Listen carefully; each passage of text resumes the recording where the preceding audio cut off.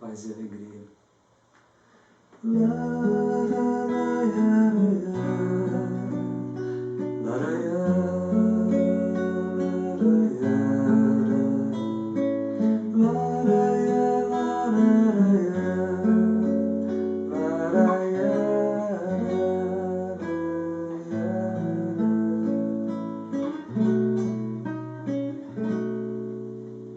Planta por onde fores uma flor de bondade, irradia a esperança nas palavras de fé.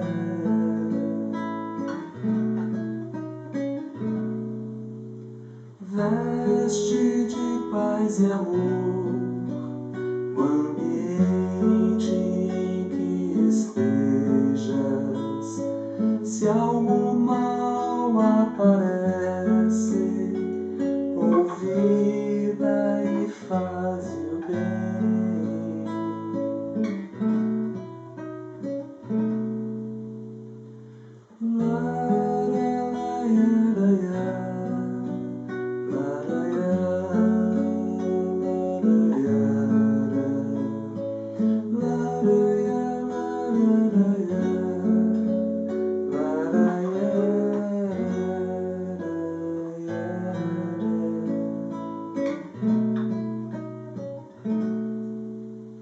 Suprime o quanto possas os problemas que encontres.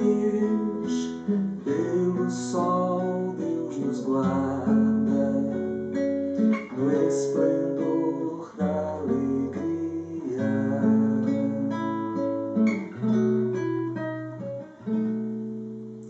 Suprime o quanto possas os problemas que encontres. Pelo sol Deus nos guarda no esplendor da alegria.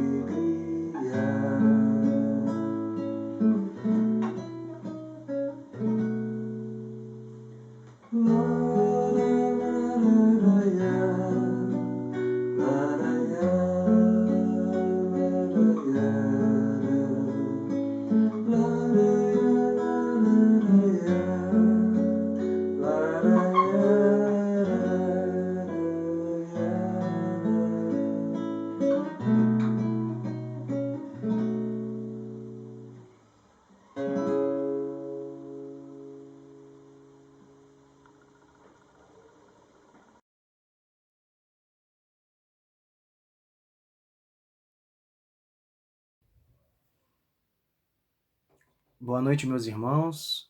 É uma felicidade enorme de estar aqui novamente pelo canal do Centro Espírita Ivone Pereira.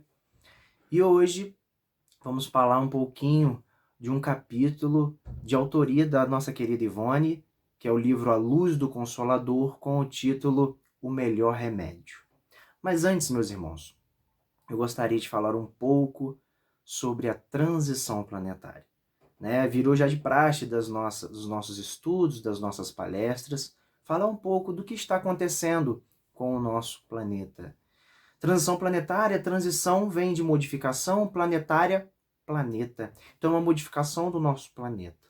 Algumas pessoas se assustam, ficam com medo de tudo que está acontecendo conosco, de tudo que está acontecendo com o nosso planeta. E essa modificação ela é necessária para a evolução do nosso planeta. A produção, a formação dos espíritos é a mesma para com os planetas. Então, o nível de evolução também é o mesmo. O nosso planeta Terra ele já foi primitivo, ele é prova e expiação e está caminhando para a regeneração. Só que para ele remover as características de provas e expiações e entrar nas características de regeneração, é preciso que haja uma modificação. Eu gosto de dizer que é como se fosse a nossa casa, por exemplo. A gente vai pintar a nossa casa. A gente vai colocar ela mais bonita. O que vai acontecer? A gente vai ter que cobrir os móveis, a gente vai ter que empurrar os móveis para lá, às vezes a gente vai nos sujar, E é a mesma coisa com o nosso planeta. Às vezes a gente acha que, por termos uma visão periférica e muito pequena, que é uma verdadeira bagunça, né? Que está quebrando ali, está destruindo ali, só que a nossa visão é muito pequena. Jesus, que é o nosso mestre planetário, o engenheiro, o arquiteto desse planeta, ele ali tem a planta arquitetônica. Ele sabe por que está quebrando aquilo, ele sabe por que está destruindo isso. Então devemos analisar que essas modificações são essenciais para o desenvolvimento do planeta. Às vezes a gente acha que não está tendo uma direção, né? Bittencourt Sampaio, Bezerra de Menezes nos fala, né, todo instante, que Jesus está no leme. Tim Vanessa, com Jesus no leme, meu barquinho a navegar. Não há tempestade, não há vendaval, nada que me impeça de chegar ao Porto Amor. Às vezes a gente vai ter algumas ondas maiores, né? Algumas dificuldades nessa navegação, mas quem está ali comandando aquela direção é um ser perfeito, né? Nos conduzindo a esse Porto Amor, nos conduzindo à regeneração, mas precisamos de ter em nós a reconstrução moral, né? O querer na remoção das nossas dificuldades, das nossas mazelas, para continuarmos nesse barco rumo à regeneração. Gosto de falar três palavrinhas, três livros, desculpa, que vai nos orientar nesses estudos. Que primeiro é Os Exilados de Capela, que é muito interessante. Segundo, O Brasil, Coração do Mundo, Pátria do Evangelho, por Humberto de Campos e pelo Chico. Um livro muito legal. Fala não da transição do planeta, mas fala de toda a transição do nosso país. E o terceiro é a Transição Planetária, do Manuel Filomeno de Miranda, pelo Divaldo. Então, esses três livros nos enfatiza, nos coloca um ensinamento muito interessante sobre o que sobre como está acontecendo e o que vem pela frente. Às vezes a gente acha que a transição está no pico, mas ela está no início. Então devemos sempre, meus irmãos, estar aprendendo com essas modificações. Lucas, é um fato da gente ficar com medo? Não. É um fato da gente ficar em alerta. Se eu tenho a oportunidade de pedir perdão, de perdoar, de agradecer, de estudar, de amar, de praticar a caridade, de praticar a compaixão com o meu próximo, que eu faço? Que eu não possa deixar para depois situações que a gente, em muitas encarnações, deixamos. Hoje temos essa oportunidade de caminharmos com Jesus, de entrar no barco com Jesus, mas precisa das nossas atitudes, precisa da nossa modificação, da nossa reconstrução. Beleza? Então, vamos lá no capítulo que a gente do estudo proposto, O Melhor Remédio, né? Do livro A Luz do Consolador, pela nossa querida Ivone. Primeira coisa, gente, quando ela fala o melhor remédio, se a gente for ver o capítulo, que é um capítulo muito legal, né? Parece que está contando nos dias de hoje, que esse remédio para os nossos males, para as nossas dificuldades, para as nossas dores, foi apresentado há muito tempo. Que há 2000 anos, um rapaz nos apresentou esse remédio, nos deu a receita e falou, olha, é lá que você pega, é lá que você adquire esse remédio para tomar. Só que com a nossa preguiça, com o nosso desânimo, com as nossas dificuldades, né, com a ociosidade, a gente não consegue beber desse remédio. Desse o melhor remédio para as nossas dores. Que a Ivone nos fala que é a instrução. Vinda lá com Jesus, vinda depois com Kardec. E hoje temos essa oportunidade de reconstrução moral e intelectual e devemos abraçar, né? E é interessante, lá em Jesus já tinha apontamento, né, da importância de que é as instruções.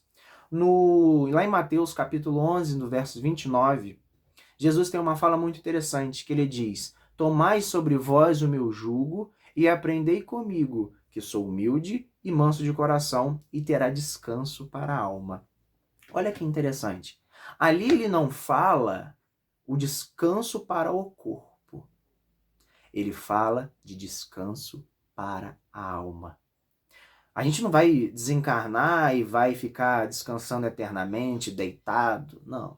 Descanso para a alma é você ter tranquilidade, paciência, é você saber o porquê que está acontecendo essas situações com você, é de você estar ali presente e sabendo dessas consequências que um dia você plantou, né? Essa é a tranquilidade para as almas. E a primeira parte dessa frase é muito interessante. Tomai sobre vós o meu jugo. Jugo é um pedacinho de madeira que fica ali na lateral dos jumentos e dos bois para o guiar. Só que tem um sentido metafórico também. O jugo, ele é colocado como um ensinamento de um rabino. Quando um homem vai e se coloca lá no Sinédrio para se transformar em um rabino com os doutores da lei, lá ele começa a ter discípulos. E nisso ele começa a ensinar esses discípulos, esse rabino. E esses ensinamentos é chamado de jugo do rabino, por isso essa expressão. Tem alguns rabinos que resumiu, né, em 603 mandamentos. Tem outros em 10 mandamentos. Tem outros em 2. E Jesus sintetizou a lei em 1. Amai a Deus sobre todas as coisas e ao próximo como a ti mesmo. E se a gente resumir esse 1, vai ter uma palavra, que se encaixa na primeira pequena frase e na segunda. É encontrada nas duas, que é o amor. Por isso que Jesus fala que o jugo dele é suave, porque é amor. Olha que interessante, então, ali, Jesus nos apresentando que um dos pilares, que uma das hastes para encontrarmos a perfeição é o amor. E lá no capítulo 6, que está nesse capítulo desse livro, O Melhor Remédio, Ivone nos lembra do comunicado pessoal, íntimo, que o Espírito de Verdade no século XIX, mais precisamente em 1860, ele fala: Espíritas, ponto de exclamação. Capítulo 6, item 5. Olha que interessante. Espíritas, ponto de exclamação. Então, é um recado íntimo, pessoal. Amai-vos, eis o primeiro ensinamento. Beleza. Instruí-vos, eis o segundo ensinamento. Então, o Espírito de Verdade nos relembrando quais são as duas hastes para chegarmos à perfeição. Sendo que é a moral e intelectual. No livro Pensamento e Vida, no capítulo 4, Emmanuel nos traz uma frase, um trecho muito interessante, falando do amor e falando da instrução. Que o amor é um sentimento para com o meu próximo que irradia de dentro para fora, refletindo boas obras ao meu próximo. Já o conhecimento, ele é um sentimento que na qual recolhe dos vanguardeiros, olha que interessante, vanguardeiros do caminho que nos impulsiona para cima. Esses vanguardeiros são espíritos que já estão à nossa frente, mas que deixaram apontamentos, ensinamentos tão lindos que devemos refletir e servir de trampolim, porque esse ensinamento nos coloca para a evolução. Olha como é que se encaixa. É muito bem a questão do amor e a questão da instrução. O amor é um sentimento na qual eu me dou para o meu próximo, irradiando reflexos luminosos ao meu próximo. Já o conhecimento eu recolho os bons ensinamentos dos vanguardeiros e coloco em prática como um trampolim. Lá no Consolador, na questão 204, Emmanuel nos diz como chegamos ao nível de perfeição. Aí ele responde, numa fala metafórica, né? Que devemos construir, desenvolver as nossas duas asas, moral e intelectual. Moral, amor. Intelectual, instrução. Olha que interessante. E se a gente for ver com Kardec, Kardec em todo momento, como um exímio pedagogo, nos lembra da importância do estudo. Lá na questão 780, é perguntado assim, se o desenvolvimento moral acompanha o desenvolvimento intelectual, né? E Kardec responde, e os espíritos respondem, desculpa, decorre deste. Mas não é em todos os momentos que um acompanha o outro. Quer dizer, pode ter uma lacuna, pode ter um desenvolvimento intelectual e não um desenvolvimento moral. E nisso, nessa contrapartida, quanto maior espaço de desenvolvimento intelectual e moral, maior incômodo em nós. Olha que interessante. Porque o conhecimento, gente, ele é uma luz que vai iluminando a nossa consciência. Ele é uma luz que vai desenvolvendo em nós a capacidade de discernir o que é o bem e o que é o mal. E nisso vamos ter uma visão mais clarificada, né, das nossas dificuldades. Removendo das nossas vistas as dificuldades e até mesmo a dificuldade de enxergar os percalços, de enxergar essas dores, os nossos sofrimentos, tirando de nós a ignorância. Lá no livro Que é o Espiritismo, Kardec, numa conversa com os personagens, né, ele conversa com o cético, ele começa a falar sobre a doutrina espírita. E é muito interessante a fala de Kardec, né? Que ele fala mais ou menos assim, que a doutrina espírita não é uma doutrina de momento. Olha que interessante. Que aqueles que estudarem com concentração, que aqueles que colocarem tempo no estudo, irão absorver todos os ensinamentos que ele tem. E ele ainda fala com muita humildade. E eu também estou nesse processo. Olha que interessante, né? Kardec nos presenteando, dizendo que a doutrina espírita não é uma doutrina de momento e que devemos estudar com concentração, tomando-se tempo, refletindo sobre aquele apontamento, porque nesse processo aí sim que vamos desenvolver a nossa capacidade intelectual, né?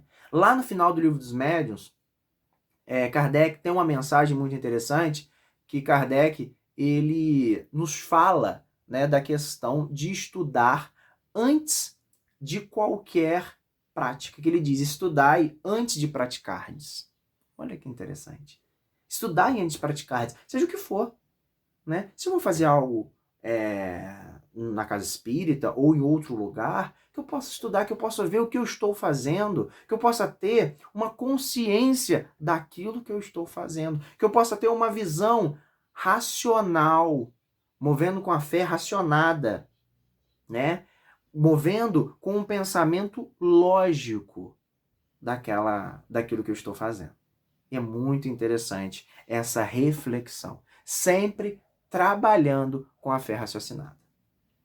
E lá em João, capítulo 8, no verso 32, tem uma frase muito legal de Jesus que resume todo o nosso estudo, que ele diz, conhecereis a verdade e a verdade vos libertará. O que ele quis dizer? Que devemos conhecer, que devemos compreender, que devemos buscar a verdade, os apontamentos evangélicos, o estudo de Jesus, do amor, da caridade, da humildade, porque ela vai me libertar. Por quê? Aí eu vou ver o porquê da minha dificuldade. Aí eu vou ver o porquê do meu sofrimento. Aí eu vou saber, ter uma consciência do que eu estou passando, que é um processo de crescimento, de burilamento. Olha que interessante. Lá na 619 do Livro dos Espíritos, é perguntado se todos têm a possibilidade, né, se é chegada a todos a lei de Deus, né? E os espíritos têm uma resposta muito legal. E eles dizem, todos podem conhecer, mas nem todos compreenderão, né? Só aqueles de bem e que vão investigar. Mas um dia todos compreenderão as suas leis. Olha que interessante, porque em nenhum momento ele falou de conhecer. Ele fala compreender. E o significado de compreender é prender com. Muito legal isso. Prender com você. Então, um conhecimento, um ensinamento de Jesus, das obras espíritas, devemos compreender, prender com a gente. Porque quando a gente prende com a gente, quando a gente tiver uma atitude, uma dificuldade, um sofrimento, a gente vai lá e aplica. Porque a gente prende com a gente. Então, devemos sempre compreender, né, todo o ensinamento do Cristo, todo o ensinamento que Kardec nos presenteou, para que possamos aplicar em nossas atitudes, e em nossos pensamentos, né? E, gente, uma psicanalista chamada Melanie Clay, ela tem uma fala muito interessante, porque quanto mais você vai aprimorando o seu conhecimento, né? Quanto mais você vai indo de encontro ao raciocínio, indo de encontro e desenvolvendo, né, todo o ensino do Cristo, você vai ver que mais responsabilidade você vai ter, né? E ela tem uma fala muito legal que ela pega uma referência de Gênesis, lá quando Adão come o fruto do conhecimento do bem e do mal. E ela diz assim: qualquer pessoa que come o fruto do conhecimento é expulsa de algum paraíso. Olha que interessante. Porque a pessoa que bebe do conhecimento, que consome o conhecimento, ela é expulsa de algum paraíso. Qual paraíso? O paraíso do marasmo, da estagnação, da zona de acomodação. Porque quando você começa a conhecer, a compreender os apontamentos do Cristo, você vai vendo que algumas situações são lapidadas. Algumas dificuldades que você achava normal, hoje são forças para que você possa se transformar. Então você vai sair daquela estagnação, daquela acomodação e vai se transformando, vai despertando o ser, vai fazendo com que haja uma transformação do espírito. E nessa transformação vai ser sempre na remoção das vendas da ignorância, das amarras da ignorância, nos colocando sempre à luz do conhecimento para compreender, para que possamos tirar de ensinamento e nos transformar. Remover as nossas dificuldades, as nossas mazelas e ver que aquelas atitudes antigas, que aqueles pensamentos passados já não fazem mais parte do meu cotidiano, do meu dia a dia, né? Você remover as vestes do homem velho e se colocar a do homem novo. Então, nesse primeiro momento, gente, foi para a gente refletir sobre a importância de você conhecer, a importância de você estudar, a importância de você beber esse melhor remédio para que você possa seguir, para que você possa caminhar rumo à evolução, à sua evolução. Então é muito importante de você sempre ser sedento a conhecer, a estudar, a saber o porquê de algumas situações, porque vai te tirar muitas dúvidas, vai te explicar muitas dores, muitos sofrimentos, né? E a gente entrando no capítulo em si, a gente vai ver uma situação muito legal, porque a Ivone, ela fala de alguns sofrimentos nesse capítulo, né? E algumas pessoas pensando, eu tô com uma dor, eu vou no médico ou não vou? Peraí, isso é lógico, né? Eu tô tendo a visita de vários espíritos ilustres, Gabriel Delane, né, Ernesto Bozano, Leon Denis. Eu tô querendo ver como foi o meu passado, né? Aí vai na casa espírita pensando que vai ter resposta. Quero ver como foram minhas outras vidas para eu ter um consolo nessa vida, para eu ter alguma resposta. E, gente, esses sofrimentos é muito interessante. Por quê? Primeiramente, devemos interpretar dor e sofrimento. Não devemos ter um pensamento e uma visão pequena. Um pensamento e uma visão periférica, mas num prisma espiritual, panorâmico. Peraí, por que eu estou sentindo isso? Lá no Livro dos Espíritos é explicado que Deus, ele é soberanamente justo e bom. Então será que para mim é um castigo divino? Por que eu estou passando isso? Não.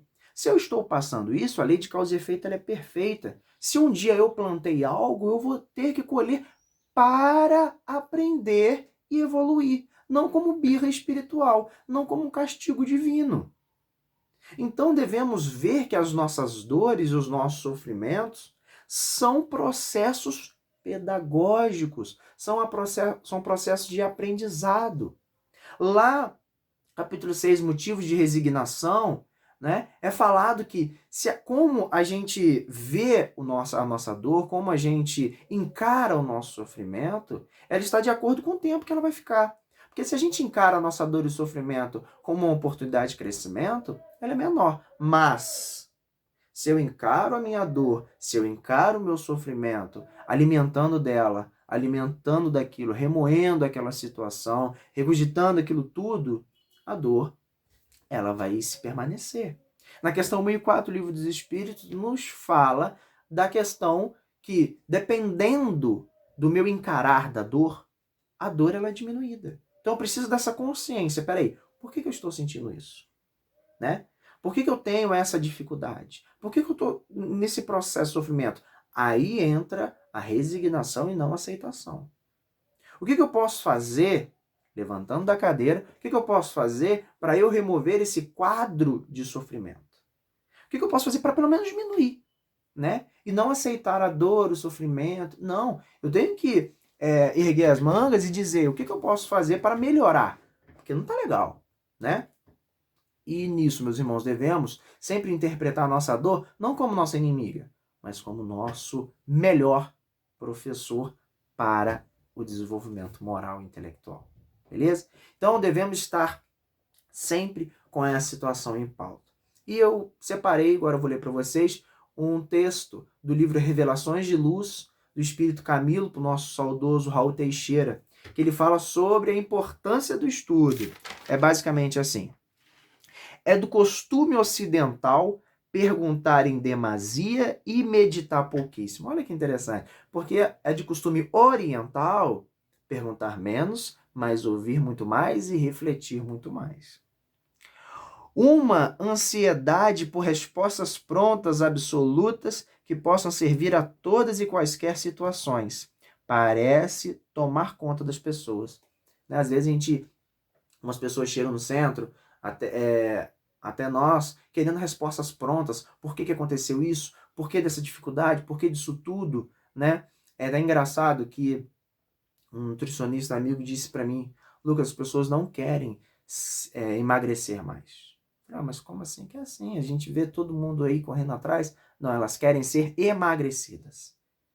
Tem pressa para tudo, né? Tem pressa para perder o peso, tem pressa para... Então, peraí.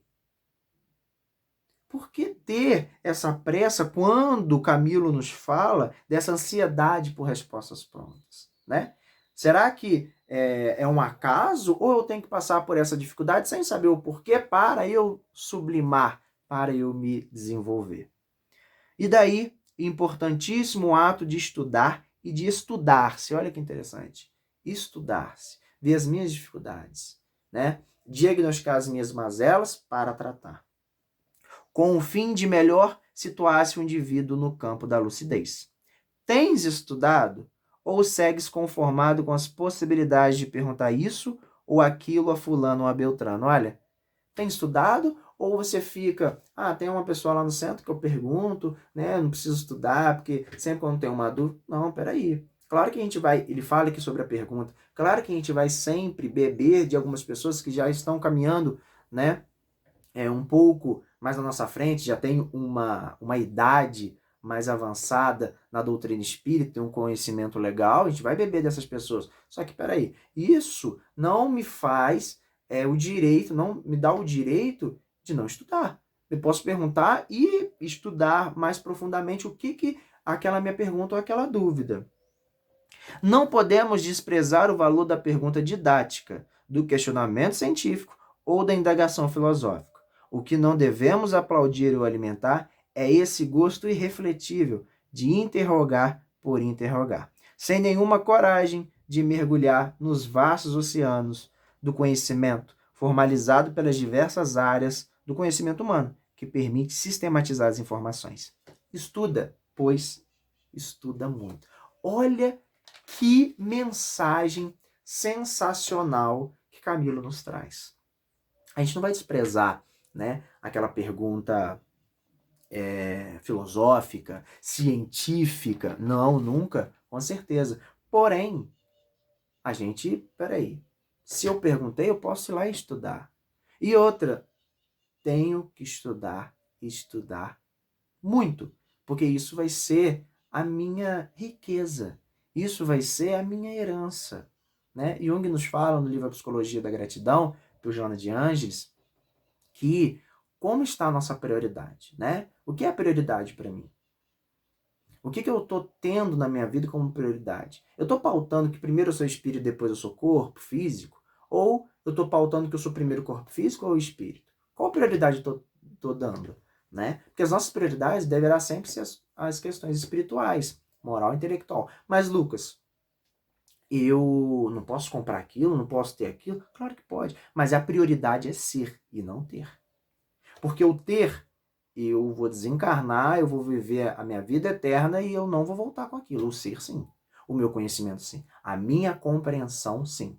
Porque vai ser aliada com as minhas obras e vai me desenvolver, e eu vou evoluir.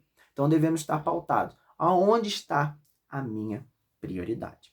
Porque, gente, o conhecimento é uma aquisição, né?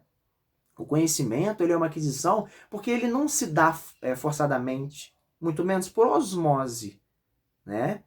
A pessoa precisa ali de uma autocaridade. Ela precisa estar ali de frente com aquela situação e querer, né? E querer se desenvolver, e querer conhecer, e querer compreender, né? Porque o saber, ele passa pelo conhecer. Porque não é só ler um livro ou um apontamento, é refletir sobre ele. É extrair dele o melhor. Eu tenho uma riqueza muito grande, né, de um remédio. Eu vou tirar só um pouquinho, só vou correr o olho e tirar um pouquinho. Não, eu vou tirar o melhor, eu vou refletir e aplicar na minha vida. O Espírito de Luz fala que quanto mais a gente vai estudando as obras evangélicas e aplicando as nossas práticas, a gente vai imantando a nossa mente a esferas espirituais superiores. Olha que interessante. Então devemos refletir sobre aquela situação, tirar daquele livro, daquele ensinamento, seja um espírito de luz, né, o melhor para que possamos aplicar na nossa vida. Leon Denis, lá no Problema do Ser, do Destino e da Dor, ele fala uma frase legal. Ele diz assim: em geral, lê-se muito, pouco refletir. Que às vezes as pessoas correm o olho no livro, entendeu alguma coisa? Não. E Rui Barbosa, um exímio polímata, conhecedor de várias ciências, diz que vulgar o ler, raro o refletir. Olha que interessante como se encaixa. Então devemos tirar das obras espíritas, evangélicas, cristãs, sempre o melhor para a nossa construção espiritual. E não só passar o olho no livro. E não só passar, beleza, ler. Não, não é bem assim, né? Certa vez, Divaldo estava com o espírito, o Viana de Carvalho, e ele disse assim: Divaldo, você tem que ler o Livro dos Espíritos. Divaldo foi lá e em um mês leu o Livro dos Espíritos. Viana, eu li o Livro dos Espíritos. Não, Divaldo, você tem que estudar o Livro dos Espíritos. Em 3 meses, Divaldo estudou o Livro dos Espíritos. Viana, estudei o Livro dos Espíritos. Não, Divaldo. Você tem que estudar com concentração e afinco o Livro dos Espíritos. Divaldo passou 1 ano estudando o Livro dos Espíritos. Viana de Carvalho fala para ele: se você estudasse 100 vezes, a cada vez que você for estudar novamente, você ia ver um apontamento novo e aplicaria na sua vida. Olha que interessante. Então a gente pode ler um livro hoje, a gente vai extrair algo. Daqui a um tempo, a gente vai ler esse de novo, vai extrair algo totalmente diferente. Então é muito engraçado. E é interessante, eu gostaria de mostrar para vocês o que Emmanuel fala no livro Pensamento e Vida também, no capítulo Instruções, sobre essa melhor arma que temos para contra muitas corrupções, que é o livro. É basicamente assim, gente. O livro é um vigoroso imã de força atrativa, de onde nasce o que plasma as concepções e emoções, de onde nascem os grandes movimentos da humanidade. Os livros edificantes, transmissores de conhecimento, é o que vamos enxergar mais longe, é com que vamos enxergar mais longe, com tais informações dos vanguardeiros do passado. Olha que interessante. Os livros, melhor arma para muitas corrupções que temos até hoje em todas as instâncias, né? Newton falava, igual o Emmanuel estava falando, né, da questão de como o livro nos faz nos transformar, de como o conhecimento nos faz nos conhecer e conhecer mais o meu próximo e tudo à minha volta. E ele fala da possibilidade de enxergar mais longe com esse livro. E o Newton falava isso, que ele conseguiu tudo aquilo porque ele estava sob os ombros de gigantes. Olha que interessante. Aí ele faz a gente casa com os vanguardeiros, que deixam apontamentos, que deixam ensinamentos muito interessantes para nós, que possamos beber muito mais esses ensinamentos desses vanguardeiros. E, gente, o livro, ele deve ser sempre tirado o melhor dele. Tem gente que compra um livro, tem gente que compra, sei lá, um apontamento espírita e deixa basicamente na estante, né? O que adianta se você não beber de todo esse conhecimento? Se você não extrair desse livro, né, às vezes ajuda as respostas para muitos males que você tem na vida. Pelo menos a compreensão de alguns males e de alguns sofrimentos. Beleza? Então devemos estar sempre atentos a essa situação. Tá, gente? E agora falando, a gente vai falar sobre as obras básicas, né?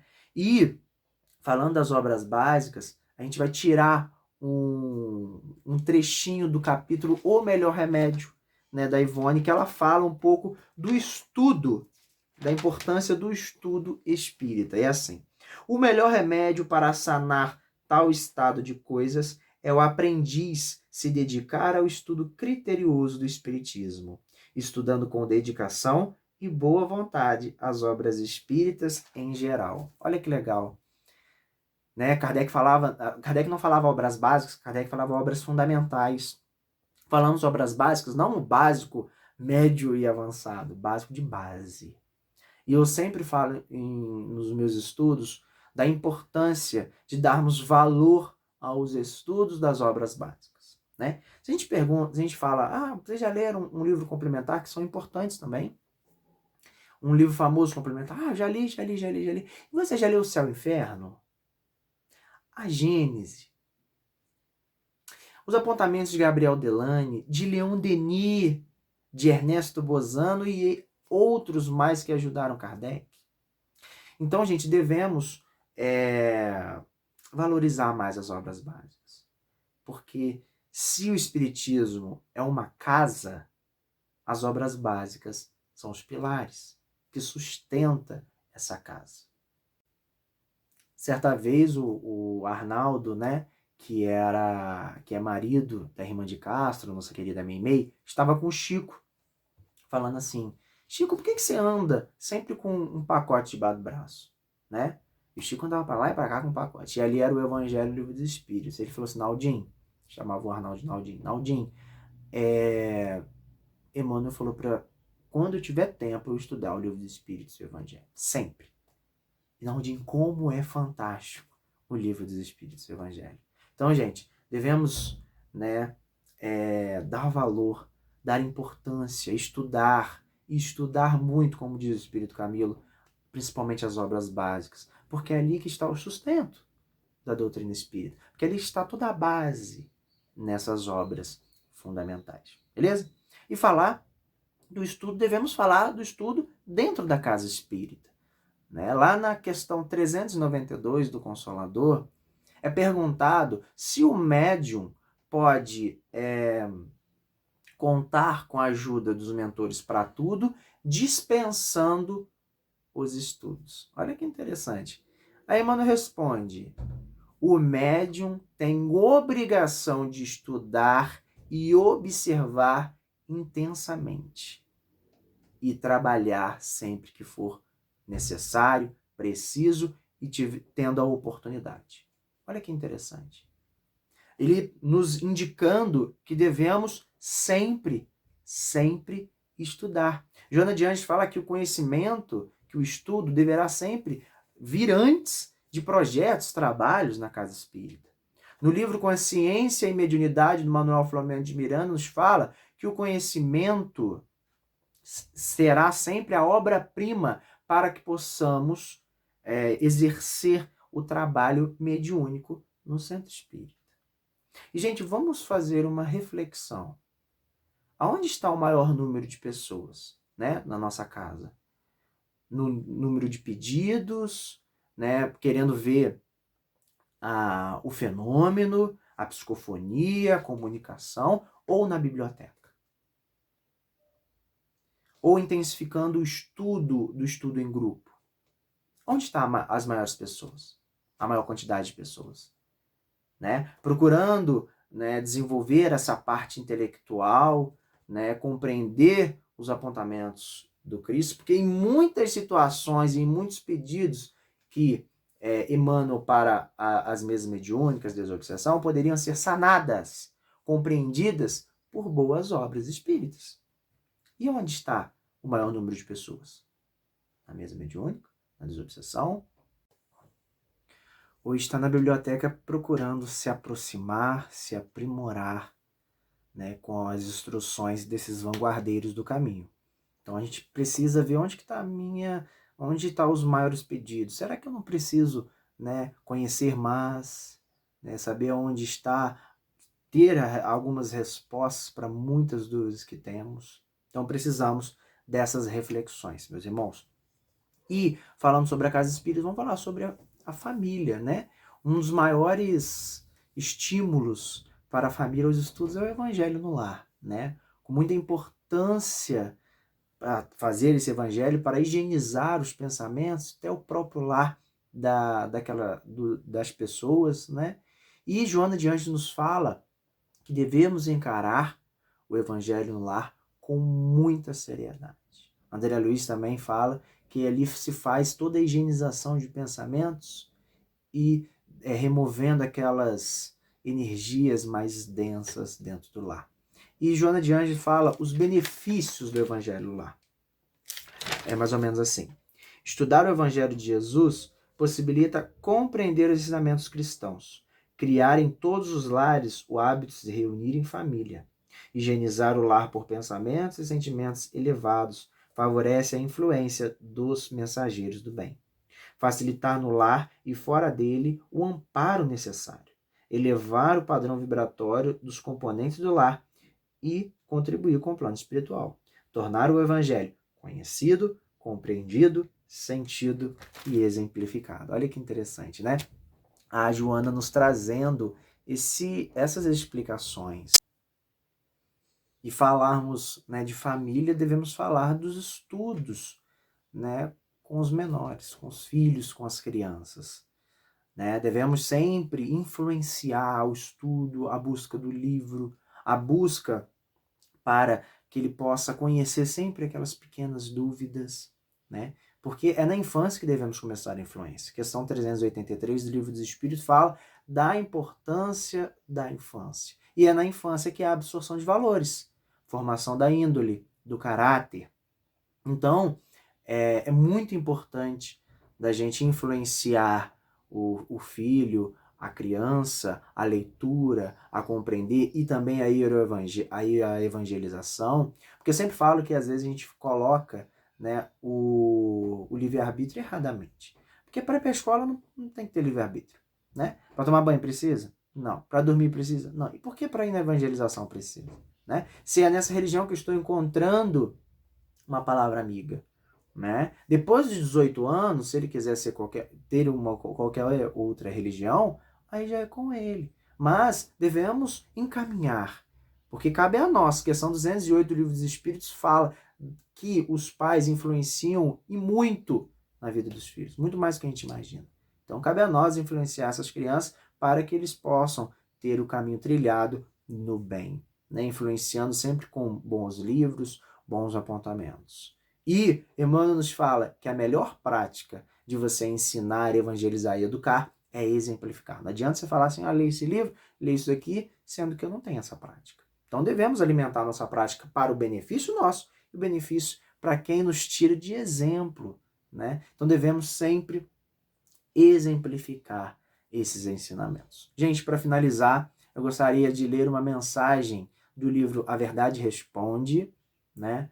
De André Luiz e Emmanuel, pelo Chico, falando sobre o livro. É basicamente assim.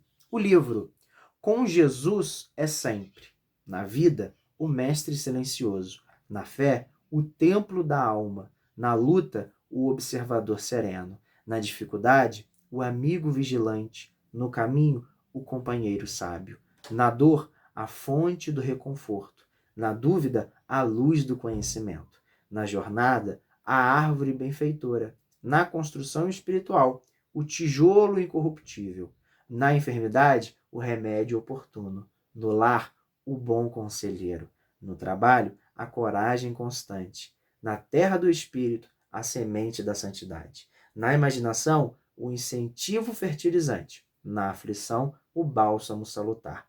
Na alegria, o impulso de ajudar a todos. Na fartura, o controle benéfico. Na escassez, a graça celestial. O livro cristão é alimento da vida eterna. Espalhá-lo é servir com Jesus. Então, meus irmãos, que possamos sempre alimentar em nós, né, a sede de beber desse conhecimento do Cristo, das obras de Kardec, as obras complementares, para que possamos juntamente, nessa compreensão, aplicar nas nossas atitudes e em nossos pensamentos, auxiliando nessas duas hastes para a evolução que Emmanuel nos traz, que lá em Mateus também nos traz, que as duas hastes para nos desenvolver, o amor e a instrução, a parte moral e a intelectual. Para finalizar, vai aqui o meu manifesto, né, em forma de amor e de carinho a todas as pessoas que passam não só pelo mês de setembro, mas todo ano com a dificuldade, uma depressão. Se quiserem conversar, se quiserem bater um papo, estou aberto nas minhas redes sociais, o meu número, e sempre combatendo, indo contra o suicídio, porque a vida deverá sempre ser o melhor remédio, porque ela é muito mais bonita do que qualquer outra coisa. E é uma oportunidade divina para evoluir, para crescer. Para finalizar, uma fala do querido Padre Vieira, que ele diz que o livro é um surdo que ouve, é um mudo que fala, é um cego que guia e é um morto que vive. Lembrando que as nossas dores, que as nossas dificuldades deverá sempre ser encaradas como nosso professor e não como nosso inimigo. Espalhando para o mundo amor, muita fé e coragem para vencer. Espalhando para o mundo que a vida é a melhor oportunidade do nosso crescimento espiritual. Que Deus nos abençoe. Um abraço a todos.